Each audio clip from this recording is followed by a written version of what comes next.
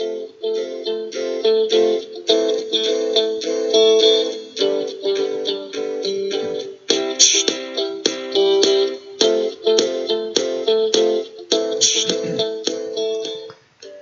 안녕하십니까. 이슈만의 주식 뉴스공장 9월 두 번째 주간 총정리 시간을 갖도록 하겠습니다.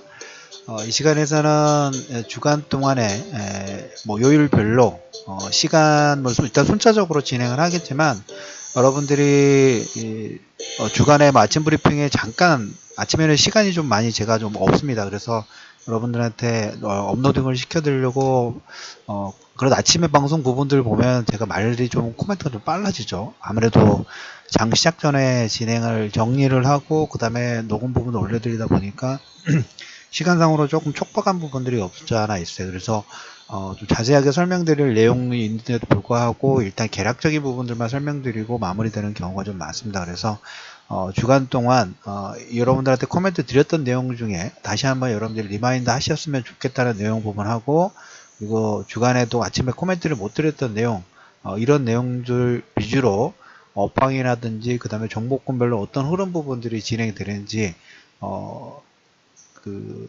시간상이라든지 아니면 내용별로 이렇게 일단 정리를 제가 해둔 부분을 통해 가지고 다시 한번 여러분들 코멘트 드리는 시간으로 좀 진행을 하도록 하겠습니다. 그러면 바로 좀 시작을 하도록 하겠습니다. 정리되는 내용 부분들이 보면 지난주에도 보면 한 3부 정도까지 좀 진행이 됐죠. 그래서 오늘은 좀 빨리 바로 진행하도록 하겠습니다. 주말장이니까 좀 여유가 있긴 합니다만은 들으신 분들이 좀 바쁘실 때 같으니까 바로 정리를 시작하도록 하겠습니다. 우리가 이제 9월, 8월달, 9월달, 돌이켜보면 여러분들한테 일단 전체적으로 박스권 장세 부분들, 그리고 이제 다음 주에 선물 옵션 동시 만기기 때문에, 그리고 이제 주말장에 보니까 아직 북한 관련된 부분에서 유엔 안보리 빠른 상장, 빠른 그 통과. 근데 러시아라든지 중국은 당연히 지금 반대를 하고 있는 상황. 그래서 비토가 될 것 같지는 않아요. 그래서 평행선상이 있습니다. 그리고 여러분들한테 지난주에서 말씀을 좀 드렸던 것처럼 1차적으로 북한이 어떤 행동 부분들을 하는 점에서는 극한점을 지난 것 같다라는 코멘트를 좀 드렸는데, 아직까지는 별다른 뉴스 부분들이 좀 진행이 되고 있지 않다라는 얘기. 그러면 계속적으로 말씀드리는 것처럼 업종군별이라도 종목군별로 개별 모멘텀이 좀 부각되는 종목군들이, 시장은 지금 눈치 보기 장세이다 보니까 지수도 마찬가지고, 지수도 움직이긴 하지만은 이렇게 전체적으로 외국인이 현물 쪽에 집중적인 매수가 좀 들어오는 모습이라든가, 선물 쪽만 가지고 한 3천에서 5천 개억 정도 매수매도를 반복을 하면서 매매를 한동안 안 하시다가 최근에 한두 달 정도 파신 분들은 아마 정신이 없으실 거예요. 제가 보고 있더라도 보면 외국인들 그냥 위리 힘몰았다 저리 힘몰았다, 그냥 그 정신이 어떤 규칙적인 부분들이 없어요. 그냥 자기들이 글로벌 전체적으로 이슈 부분들이 있을 때 매수가 들었다, 아니면 또 반대로 매도가 나왔다, 그래서 단기 차익 부분들만 파생 쪽에서 매매를 하는 그런 모습들이 좀 나오고 있습니다. 그래서 종목군별이나 업종군별로 지수 상관없이 모멘텀이 좀 부각되는 종목군들의 수급이 좀 쏠리면서 같은, 만약에 예를 들어서 정유업종이라든지 전기전자 쪽에 긍정적인 뉴스가 나와서 전체적으로 업종군 전체가 반등이 나올 거라고 생각을 하는데, 막상 또 흐름 부분들 보면 그 섹터 내에서 또 분류가 돼요. 그래서 그 섹터 내에서 순환매가 또 빨리 이루어지기 때문에 종목에 대해서 상당히 좀 예의주시를 하는 그런 구간인 걸로 보입니다. 그래서 그런 관련 내용 부분들 한번 좀 얘기를 좀 들어보도록 할게요. 자, 우리가 이제 그 방송에 이제 댓글에 지난번에 이제 방송 중에 잠깐 향후에 버블 부분들이 일어났을 때 어떻게 그런 섹터 부분들 얘기를 안 해주는데, 당분간 거기에 대해서는 여러분 방송을 통해 가지고 중간중간에 힌트 부분들을 좀 드릴 거예요. 그리고 그런 생각 부분들 힌트를 좀 드리긴 하겠지만, 일반 개인 투자자분들이 그 큰 픽처를 견디실 수 있을까에 대해서 한편으로는 의문이 좀 들고, 그래서 이제 그걸 견디실 분들은, 성향 부분들은 투자 심리가 일단 안정화가 돼야 돼요.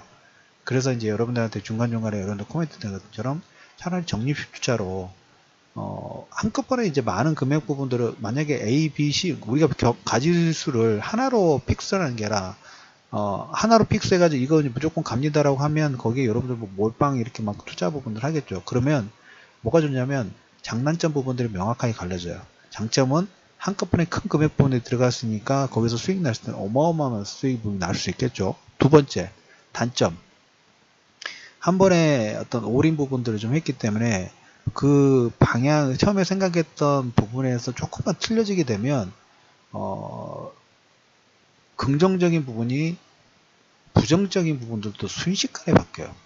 왜 그런 경우는 저는 일반 개인 투자자분들 뭐 대부분 안 그러시겠지만 너무 많이 봐왔습니다. 그래서 어떻게 보면 장대 양봉의 매매율 부분들을 좀 너무 적극적으로, 근데 장대 양봉 나오면 어떻게 되나요? 거기에 대한 비전 부분들이 명확하게 그려지죠. 근데 음봉일 때는 그런 비전 부분들이 안 그려져요. 그 대신 뭐가 틀리나요? 장대 양봉이면 명확하게 그린 부분들이 그려지지만 내가 그 종목을 사려면 분명히 거기에 대한 프리미엄 부분들을 훨씬 많이 주고 사야 되죠. 근데 음봉일 때는 비전이 보이지는 않아. 비전이 보이지는 않은데 여기에서 나는 비전을 내가 먼저 그리고 먼저 들어가서 기다리고 양봉일 때 매도하게 되면 그때는 비전이 보이지 않아서 싸게 살 수 있는 기회가 있고, 그 다음에 남들보다 더 먼저 사서 다른 사람들이 막 달라들 때 내가 팔 수 있는 그런 기회 부분들이 좀 생기죠. 개인 투자자분들 같은 경우는 이런 뭐 이렇게 향후에 진행될 수 있습니다. 현재는 음봉이지만 향후에 그린 부분이 이렇게 바뀔 수 있습니다라고 했을 경우, 그걸 2달, 6개월, 만약에 이렇게 잘 견디신 분들 그렇게 많이 보지 못했어요. 그래서 힌트는 좀 드리긴 하겠지만 그건 시간을 좀 두고 장기 부분들로 편안하게 투자 심리 부분에서 일단 투자 심리가 일단 편안하게 하실 분들의 어떤 성향 부분이 있으신 분들만 별도로 나중에 그런 인연 부분들을 맺으면 어떨까라는 게 저의 지금 생각 부분들이에요. 그래서 그런 내용 부분들은 거기에 대한 힌트 부분들은 아침 브리핑하고 마감 브리핑에도 중간중간 여러분들한테 코멘트를 좀 드릴 테니까 방송을 좀 많이 좀 청취를 집중을 좀 해주셨으면 좋겠다라는 코멘트로 일단 시장 내용으로 좀 들어가도록 할게요. 이런 얘기를 먼저 좀 드리냐면 댓글에 그 부분도 있었지만 우리가 이제 글로벌 전체적으로 경기 지표 부분들을 체크를 하는 이유가 뭐냐면 작년 초만 하더라도 우리가 걱정했던 부분들은 인플레이션이 아니고 리플레이션이 아니었어요. 디플레이션이었어요. 경기가 이렇게 침체돼 가지고 양적 완화 부분들을 해서 뭐 패드라든지 ECB라든지 그 다음에 일본 중앙은행에 지금 어마어마한 자산 부분들이 좀 쌓여 있는 상태죠. 돈을 풀었기 때문에. 그렇게 돈을 풀었는데도 경기가 살아나지 못하고 유가가 20달러대까지 빠지다 보니까 이거 돈을 그렇게 풀었는데도 불구하고 글로벌 경기가 다운이 된다는 것은 그건 여러분들 인플레이션보다 더 무서운 건 디플레이션이죠.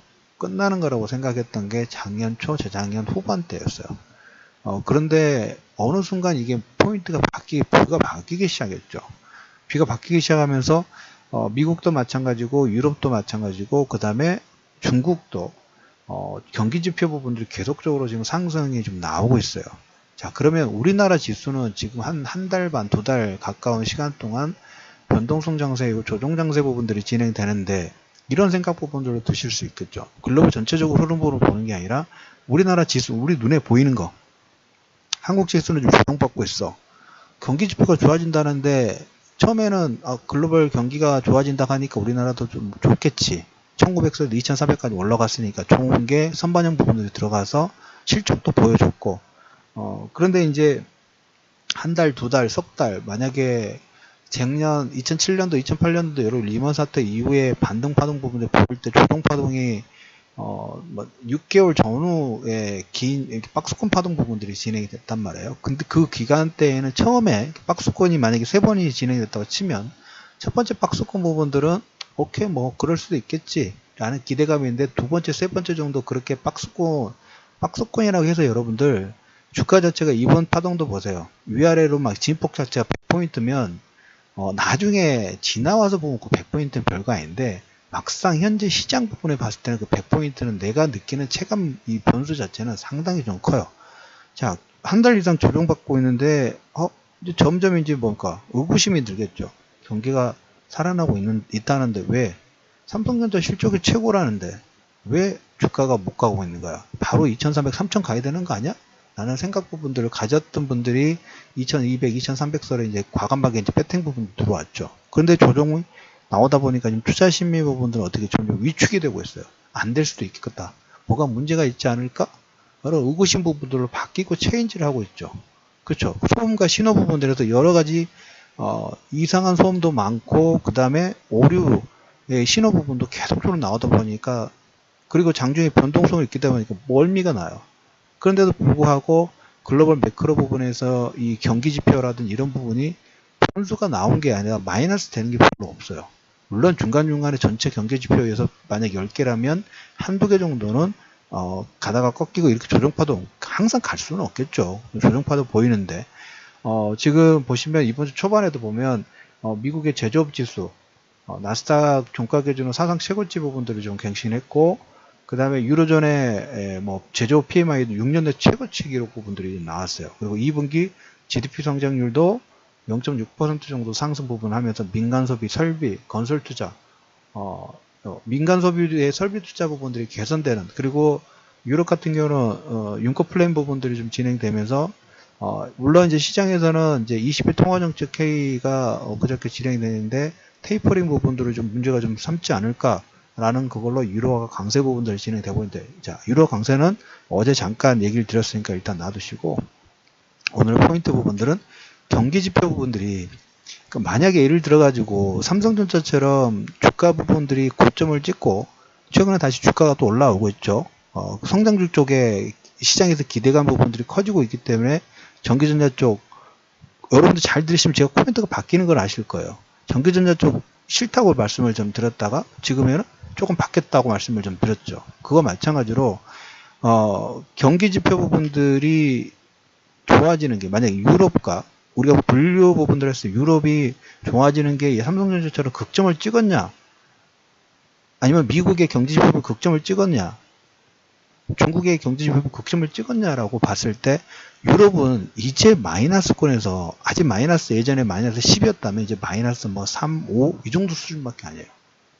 반등한 올라 각도가 중국도 마찬가지고 중국 같은 경우에는 지금 뭐 내부적인 결속 부분들을 좀 진행하는 구간이라고 제가 베이다이어 회의에 코멘트 드리면서 그걸 상당히 많이 강조 부분들을 좀 했죠. 그걸 말씀드려서 그 강조를 했어요. 그리고 10월 달까지 대의원 회의 부분들이 있기 때문에 이게 어떻게 보면 대의원 회의까지가 해야지 베이다이어 회의가 1차라면 최종 완결판이라고 그럴까요? 그래서 지금 이 과정 중에 베이다이어 회의를 통해 가지고 기존의 후진타워라든지 장점인이 가지고 있던 적폐 세력이라고 하면 좀 그렇고 연줄이라고 할까요?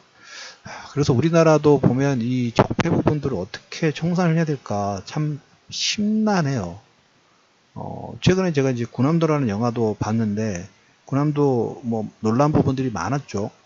자, 저것도 정말 많은 그 일제시대 때 잔류도 청산을 해야 되는데 그것도 정말 힘든데 그때 하지 못해서 아직까지 계속 그 부분들이 쌓여 있죠. 중국 같은 경우에도 지금 시진핑 2기 그리고 시진핑이 지금 흐름 부분들을 보면 10년 정권이 아니라 지금 15년 정권 부분들을 만들려고 지금 계속 포석 부분들을 좀 하고 있어요. 그래서 그 결과 부분들이 10월 정도까지 그러니까 이렇게 정치 부분들의 집권 부분하고 적폐를 청산하는 그 와중 중에도 중국은 경제 지표가 천천히 좋아지고 있죠. 그게 하나의 반증 부분들이 뭘까요? 위안화 강세가 우리가 이제 중국에 이제 문제가 생겼을 때 우리나라의 악영향 부분들 좀 주죠. 하지만 그 악영향 경제적인 부분에서 사드는 이제 그 정치적인 부분에 별도를 하고 그래서 그 베이다이어 회의를 통해 가지고 그 다음에 대의원 회의에서 중앙 집권 부분들을 좀 권력 부분들을 강화하는 이 과정 중에도 경기 지표가 살아나고 있고 그 상해 종합 지수가 이제 올라오기 시작하는 모습. 유럽도 마찬가지고. 그러면 이제 우리가 뭐 물론 미국도 있지만 미국은 그 뭡니까 세제계획안하고 부채 한도 부분들이 있지만 일단 주말에 지금 태풍 때문에 좀 시끄럽죠. 근데 이렇게 시끄러울 부분에서 물론 마이너스 플러스 되는 요건이 있지만 우리가 1차적으로 거기에 관심을 두자겠어요. 경제지표 부분들이 나빠지겠죠. 그래 이렇게 되면 하반기에는 경기지표 부분들이 더 좋아지기는 쉽지는 않아요. 근데 2분기, 3분기에 경제지표 부분이 어느 정도 추세 자체가 여기도 보면 여기는 우리가 이제 미국 경기 부분들 단순하게 봤을 때 유럽처럼 마이너스 10에서 올라온 게 아니라 마이너스 한 5 정도에서 봉합 정도 이상에서 플러스권으로 돌아가는 모습 정도로 보시면 돼요. 그리고 그 과정 중에 저렇게 이제 그 허비라든지 어마 영향 부분들로 지금 상당히 피해가 좀 큰 걸로 지금 하는데 그러면서 부채 한도 협상 부분들 좀 뒤로 미루고 우리가 우려했던 이것도 좀 한시적이긴 합니다. 한시적이에요. 3개월 그때 그 연장 부분 못했고 문무신 같은 경우는 그쪽 공화당 쪽에서는 이 기간을 좀 1년 정도 차분하게 좀 늘리고 싶었는데 3개월 정도 한정이긴 하지만 잠깐 우리에게 정치적인 불확실성 부분들에 대해서는 물론 다른 쪽으로도 많이 있지만 그 부분에서는 조금 우리가 여유가 줄 수 있는 그런 흐름 부분들이 좀 진행이 되고 있어요. 그래서 이건 지금 문제가 연장이 되기 때문에 여러분들은 코멘트 드렸던 게 좀 시간 텀 부분들이 여유가 조금 더 생겼다. 그래서 그러면 이제 우리가 봐야 될 부분들은 미국이 저렇게 그 허리케인의 영향 부분들로 인해서 어떤 정책적인 부분들을 할 건지 특히 이제 FOMC라든지 이거 부분들까지 영향을 줄 거로 생각을 합니다. 그래서 다음 주에 이제 이런 관련된 코멘트를 좀 드리기로 하겠고 1차적으로 큰 그림 부분에서 경기 매크로 부분에서는 우리가 너무 그렇게 디플레이션의 우려 부분들을 할 정도까지는 분명히 아닌 거고 여기서 이제 그래서 여러분들한테 기준 부분들로 심플하게 잡아드렸던 부분이 1차 45달러 유가 그리고 40달러 만약에 깨진다 하면 이때부터는 여러분들 빨간불을 조금씩 켜주고 그 이상이면 그런가 보다 시장이 그래도 글로벌 매크로가 경기 부분들이 나쁘지 않게 진행이 된다라는 측면으로 여러분들이 해석을 하시면 될 것 같아요. 그래서 월요일 부분에서는 일단 경기지표 관련된 부분들로 인해서 나스닥이라는 최고치 부분들 좀 갱신했고 ISM 저점지수도 보면 2011년도 4월달 이후에 최고치요. 그러니까 여기서 우리가 경기가 안 좋아서 주가가 못 가고 이런 부분에서 별로 코멘트를 할 거 없어요. 그 의미 부분들은 이 경기 자체가 계속적으로 좋아지는 게 좋아졌다가 꺾이는 게 아니라 트렌드 자체가 추세 자체가 바닥권에서 지금 올라오고 있는 이런 트렌드 부분들이 유지가 되고 있다라는 그 부분들을 여러분 보시면 좀 될 것 같습니다. 그래서 월요일 날은 이제 제조업 관련된 경기 지표가 이제 9월 초가 되면 상당히 많이 발표가 나오죠. 다음 주도 물론 이제 중국 관련된 경기 지표 부분들을 좀 체크하셔야 되는데 1차적으로 미국과 유럽 부분들은 계속적으로 빨간불이 아니라 긍정적인 신호의 빨간불 부분들이 계속 올라가고 있다. 이런 트렌드만 일단 생각해 두시면 될 것 같고 그 다음에 이제 갤럭시 노트 V30 그 다음 아이폰 5까지 아이폰 8까지 스마트폰 100만원 지금 애플 관련된 부분에서는 그 생각보다 제품 자체를 신경을 많이 쓰다 보니까 가격적인 측면보다는 그 양산 수율 있죠. 물건을 그렇게 좀 생산할 수 있는 여력이 좀 될까? 여기서 상당히 좀 많은 애로사항 부분들이 없잖아 있는 것 같아요. 지난달에도 이거 관련돼서 얘기를 좀 드렸어요. 애플 부품 공급이라든지 부품 수율 부분들이 조금 계속적으로 시장에서 노이즈 부분이 있다라는 얘기를 드렸는데, 아무튼 이제 9월 달에 나오기 때문에 그거 관련된 종목군에서 여러분들에게 지난달 갤럭시 노트부터 해서 계속적으로 말씀드렸던 섹터가 있어요. 듀얼 카메라 관련된 부분들 계속적으로 지금 여러분들 그건 변동사항이 없어요. 계속적으로 개별 종목군들을 툭툭 치면서 그쪽 내에서 순환매 돌아가면서 계속 지금 추세 자체에 살아 있어요. 그래서 이건 그냥 단순히 갤럭시 시리즈에 듀얼 카메라가 들어간 것도 있기는 합니다만은 그것까지 보시는 게 아니라 차량용 전장까지 보셔야 돼요. 단순히 스마트폰에서 듀얼 카메라가 들어간 것도 이것도 기본이 1이라면 한 3, 5까지 배가 올라가는 모습인데, 이거 다음으로 내년부터 이제 사이드 미러가 없어져요. 사이드 미러가, 백밀러가 없어요. 백밀러가 없어집니다, 여러분. 백밀러가 없어져요. 이제 법상으로 그렇게 바뀌어요. 법상으로 바뀌기 때문에 그럴 경우에는 뭐가 있까? 카메라로 당연히 보겠죠. 저도 익숙지 않을 것 같아요. 이렇게 돌아보는 이 습관 자체가 있었는데, 이게 이제 듀얼 카메라 하면서, 듀얼 카메라는 여러분 뭐라고 그랬죠? 단순하게 뭐 아웃포커스 이것은 기본으로 되는 거고, 화질 자체도 좋고 광각도 들어가는데, 이게 다음에 AR, VR 플랫폼 부분 되고, 그 다음에 이게 촬영의 전장 부분들까지 확장성상 부분들을 그려두실 필요가 있다는 얘기를 한 번밖에 안 드렸죠. 방송에서 제가 잘은 기억 못하는데 10번 이상은 얘기 드린 것 같아요. 그래서 그 부분은 일단 다시 한번 코멘트를 좀 드리도록 하겠고, 합의 영향으로 해서 뭐 에틸렌 석유화학 제품 부분들에 대해서 상당히 지금 급등 부분들이 좀 나오고 있어요. 부타디엔도 뭐 올라가고 에틸렌 가격도 올라가고, 그리고 반사익 부분들에서도 정유라든지 그 다음에 화학업종에서 순환매 부분들이 긍정적으로 좀 진행이 좀 되고 있다 라는 좀 얘기를 드리도록 하겠고, 자동차 섹터가 요즘에 많이 출렁거린 부분들이 없잖아 좀 있어요. 수급적인 부분하고 다시 불거졌던 게 지난주 후반에 사드 관련된 내용 부분들이 불거지면서 상당히 좀 고전 부분들 좀 하고 있죠. 사드 관련된 부분에서 뭐 저는 이렇게 생각해요. 앞에 누군가가 뭐 이런 표현을 써서 죄송합니다만, 고남도를 보니까 우리 같은 민족에서 참 많이 싸우죠. 그걸 이용하는 사람도 많고 그런 생각이 들더라고요. 참 우리나라가 지금 현재 위치 부분이 상당히 좀 중요한 역할 부분들을 하고, 가운데서 지금 샌드위치죠. 중국의 샌드위치, 러시아의 샌드위치, 미국의 샌드위치, 일본의 샌드위치. 그러면 남들 의견 부분들의 익힌 부분들보다는 스스로의 중심 부분들이 딱 써야 되는데, 이걸 세우려고 하면 기본 기득권들이 너무 이게 반발보다는, 그러면 자기 입김 자체가 줄어드니까 어마어마한 방해 공작 부분들 해요.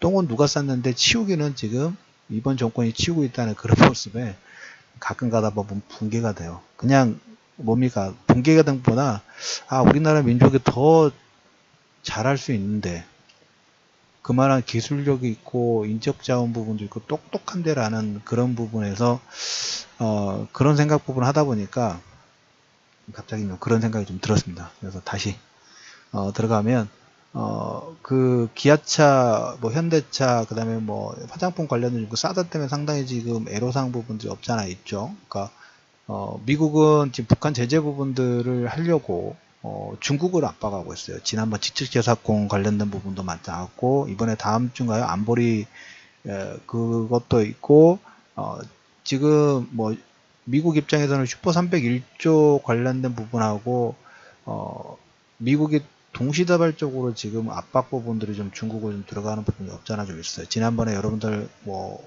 쓱 지나갔던 기사 중에 어떤 기사 부분도 있으냐면, 중국과 그 필리핀 그쪽에 그 해협에서 상당히 좀 고군분투를 서로 지리적인 위치와 군사적 요충지 부분들에서 좀 상당히 많이 싸우고 있죠. 인도도 마찬가지고, 인도하고 지난 부탄 관련된 부분들이, 부탄의 그 국경 수비를 지금 인도 쪽에서 하고 있는데, 어떤 전략적 요충지 부분들을 중국이 뭘 건설하려고 해가지고 중국하고 인도하고 상당히 좀 고조가 지정학적 리스크 부분이 고조가 됐던 부분이 없잖아 있어요. 그때 미국이 포석으로 어떻게 포석을 했냐면 아프가니스탄을 군사를 보냈어요. 그래서 중국을 좀 이리저리 압박하는 모습, 그리고 이 압박 부분에 우리나라도 지금 끼어 있고 북한도 다 끼어 있어요.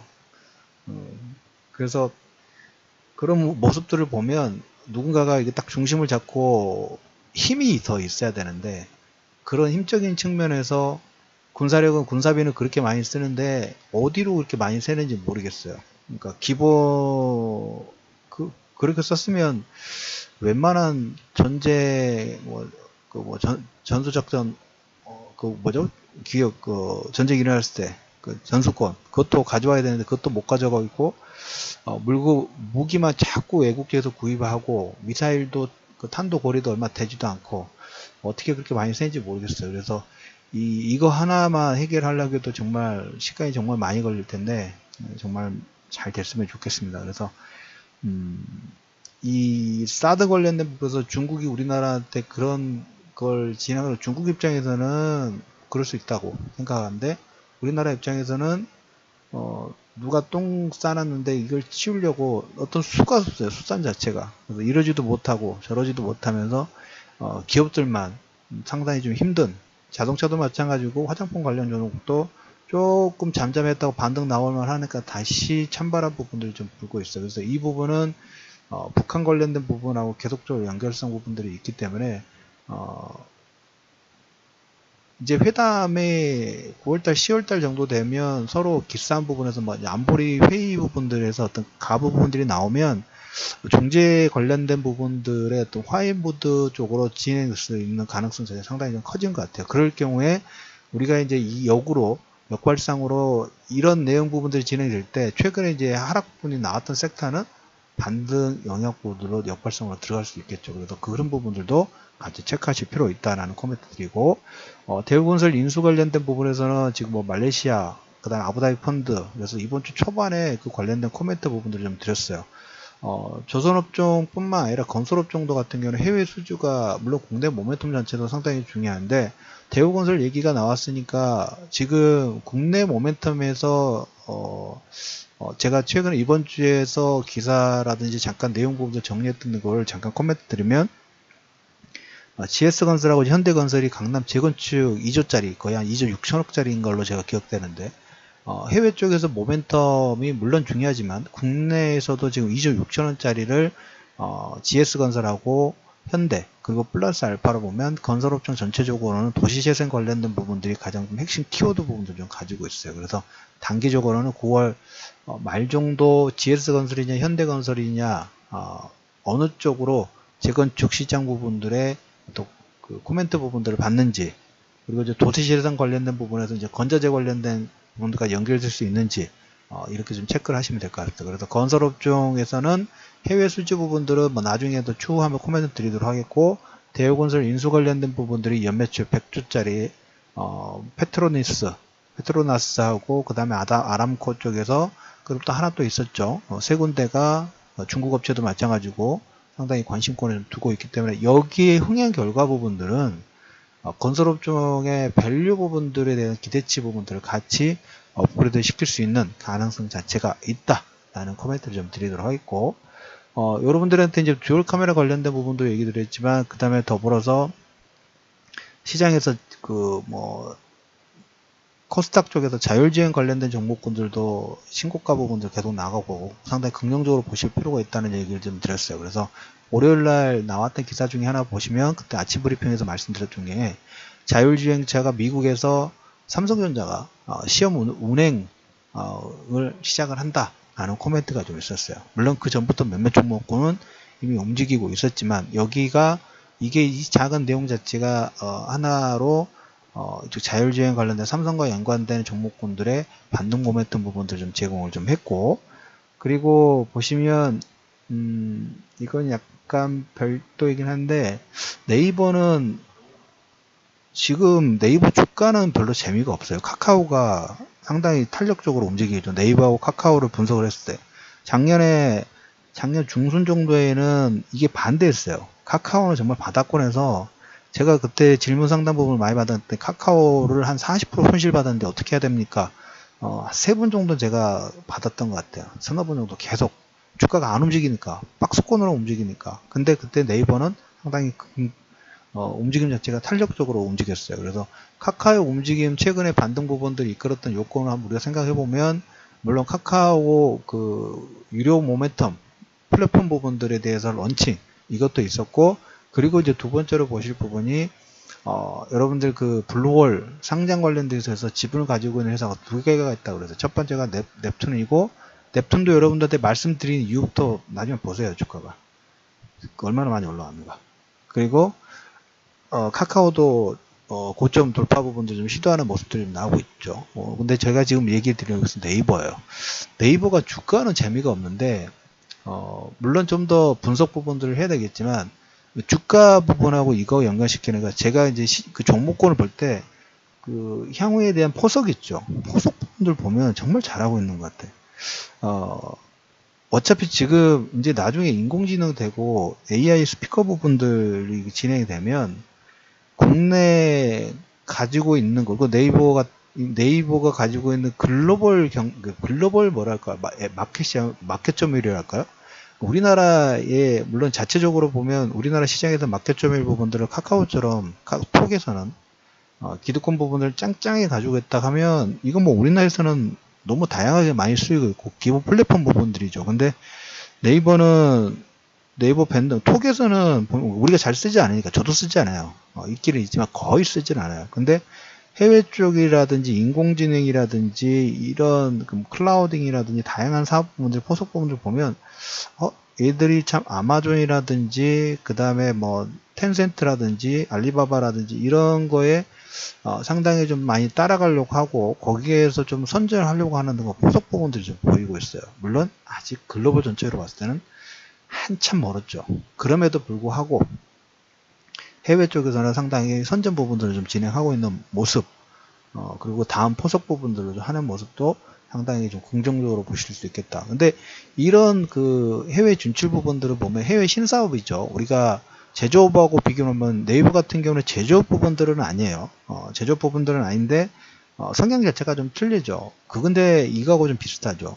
어떤 해외라든지 뭐 국내 공장도 마찬가지고 양산을 하기 위해서는 땅도 사야 되고 그다음에 공장도 건설 부분을 해야 되고 공장 부분들이 진행이 됐을 때 다음에 어떤 기계를 들어가지고 양산 수율 부분들을 올려야 되죠. 그리고 나서 뭐 양산 수율을 올리면서 이제 해외 뭐 영업망에 대해서 개척 부분들 진행될 수 있고 아니면 기본 항상 뭐 100개를 판매를 했다면 이 생산을 했다면 생산해서 100개를 팔았다면 200개 생산하면 또 100개도 소화를 해줄 수 있겠지만 또 거기에 대한 소량 팔로 부분들을 해야 되죠.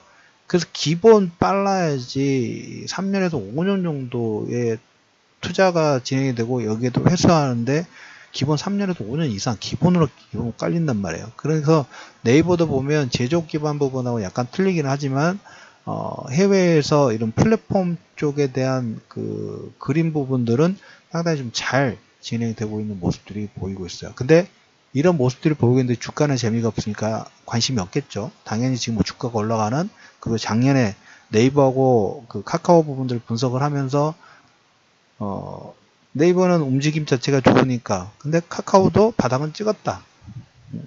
그때 뭐 신사업에 대해서 로엔 인수라든지 이런 부분을 하면서 아웃풋 자체가 안 나오니까 주가는 계속 빠지고 있어요. 재미가 없죠.